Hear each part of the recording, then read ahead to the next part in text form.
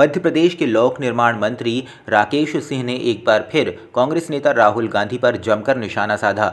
जबलपुर नगर निगम के एक कार्यक्रम में शामिल होने मानस भवन पहुंचे राकेश सिंह ने कहा कि अब लोकसभा चुनाव आ गया है तो राहुल गांधी महाकाल भी जाएंगे और देश के अन्य मंदिरों में भी, क्योंकि जब चुनाव आते हैं तभी कांग्रेस को भगवान की याद आती है। में रानी दुर्गावती विश्वविद्यालय से चौंकाने वाला कारनामा सामने आया है। यूनिवर्सिटी मैनेजमेंट ने एग्ज़ाम का टाइम टेबल जारी कर दिया, एडमिट कार्ड भी दे दिए, लेकिन जब परीक्षार्थी पेपर देने पहुंचे तो हैरान रह गए। स्टूडेंट्स ने पाया कि यूनिवर्सिटी में पेपर को लेकर कोई तैयारी ही नहीं है। अफसरों से पूछने पर उन्होंने परीक्षा होने से इनकार कर दिया है। जबलपुर के हनुमान ताल थाना क्षेत्र अंतर्गत देर रात एक युवक को कुछ युवकों द्वारा गोली मारकर घायल कर दिया गया, जहां घायल युवक के द्वारा पूरे मामले की शिकायत हनुमान ताल थाने में की गई, जिसके बाद पुलिस ने मामला दर्ज करते हुए आरोपियों की तलाश शुरू कर दी है। 3-4 मार्च की रात में करीब 1 बजे की बात है। ये राहुल श्रीवास अपने घर जा रहा था। ऋषि वकील साहब के घर के सामने कुछ भीड़ भाड़ लगी थी, उसमें शुभम, आयुष, जितेंद्र और कई लोग भीड़ लगाए खड़े थे।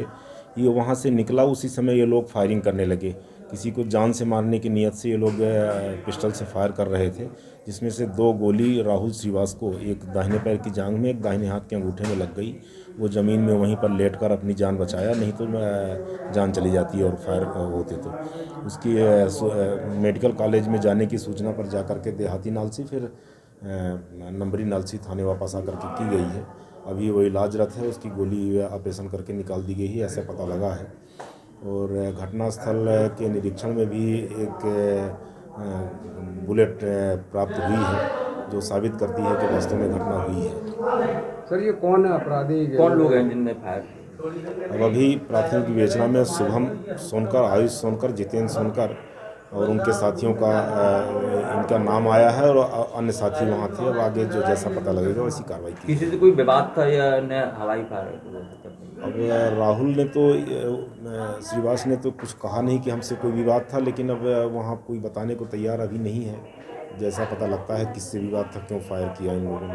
घटना कहाँ घटना? ये दुर्गा चौक के पास अंदर घुस करके है। सर, इनका कोई रिकॉर्ड है पुराना जो आरोपी? हाँ, कुछ हैं, शुभम, आयुष वगैरह के रिकॉर्ड हैं। जबलपुर के नगर निगम के उप यंत्री के साथ कर्मचारी नेता के द्वारा की गई मारपीट का मामला थमने का नाम नहीं ले रहा है, जहां जबलपुर के एसपी कार्यालय में संपूर्ण ब्राह्मण मंच और अन्य सामाजिक संगठनों के द्वारा कर्मचारी नेता राम दुबे के समर्थन में एक ज्ञापन सौंपा गया, जहां संपूर्ण ब्राह्मण मंच और अन्य सामाजिक संगठनों द्वारा निष्पक्ष जाँच की मांग की गई। निवृत्त हूँ, वर्तमान में भी अनेकों संगठनों का संरक्षक हूँ। मेरे द्वारा एक प्रकरण में उस उपयंत्री से बोला गया कि इस काम को करें। उसने उस काम के एक नक्शे के 20,000 रुपये मांगे। हमने कहा नहीं देंगे। मुझसे झूमा झपटी की। मैंने कहा मैं तुम्हारे खिलाफ आयुक्त को और संभागीय आयुक्त को शिकायत करूंगा। तो उसने बोला कि जा जो करना हो कर ले, अब तू कर्मचारी नहीं। उल्टा हमारे खिलाफ FIR लिखाई गई। हमने उसके खिलाफ एक शिकायत दी, उस पर कोई कार्रवाई नहीं की जा रही।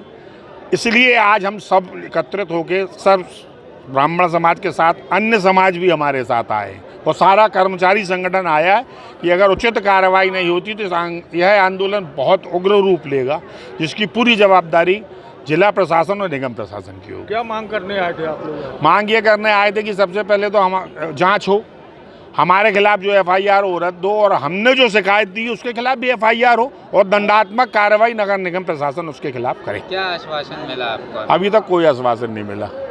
तब तो हमने आज घेराव किया है। आज भी SP साहब अभी नहीं आए। एडिशनल SP साहब ने बोला करते हैं 2 दिन में कार्रवाई। 2 दिन में कार्रवाई नहीं होती तो निश्चित रूप से आंदोलन बहुत उग्र रूप लेगा, ये आप समझ सकते हैं। उमती में एक FIR हुई थी नगर निगम के परिसर में, कुछ घटना हुई थी जिसको लेकर के राम दुबे इनके खिलाफ में थाना उमती में FIR हुई थी। इस पर आज ब्राह्मण एकता मंच और कुछ कर्मचारी संगठनों के द्वारा उसके खिलाफ में एक ज्ञापन दिया गया है। एक निष्पक्ष जांच करने की उनके द्वारा बात कही गई है, तो इसमें जो है निष्पक्ष जांच की जाएगी। जय महाकाल संघ सदर जबलपुर द्वारा खम्बताल मार्केट के सामने कैंट सदर में आयोजित 3 दिवसीय शिव कथा के दूसरे दिन भी मंगलवार 5 मार्च को भगवान भोलेनाथ की कथाओं का वर्णन किया गया। जय महाकाल संघ द्वारा 4 मार्च से 6 मार्च तक संगीतमय शिव कथा का आयोजन किया जा रहा है। इस आयोजन के दौरान प्रतिदिन दोपहर 3 बजे से लेकर शाम 6 बजे तक शिव कथा का वाचन किया जा रहा है। महाकाल संघ द्वारा प्रतिवर्षानुसार इस वर्ष शिवरात्रि के दिन महाकाल की विराट सवारी का आयोजन किया जाता है। इस बार प्रथम वर्ष सदर में 3 दिवसीय शिव कथा का आयोजन 4, 5 और 6 मार्च को रखा गया था, जिसमें आप देख रहे हैं क्षेत्र की जनता माता बहनों ने बढ़ चढ़ कर हिस्सा लिया और इस आयोजन को सफल बनाया। मैं इसके लिए क्षेत्र की जनता को धन्यवाद देता हूँ। कथावाचक पंडित कृष्ण शास्त्री जी को भी धन्यवाद देता हूँ, उन्होंने इतना अच्छा प्रवचन देकर माताओं के अंदर धर्म में भगवा में माता पैदा की। मैं पंडित कन्हैया राम तिवारी जय महाकाल संघ। एड्रेस पता क्या है? सदर खम्बताल मार्केट के सामने यह आयोजन किया जा रहा है। यह कल भी होगा, कल प्रातः 9 बजे दोपहर 12 बजे तक किया जाएगा और फिर शाम को 3 बजे से कथा पूरा प्रारंभ की जाएगी।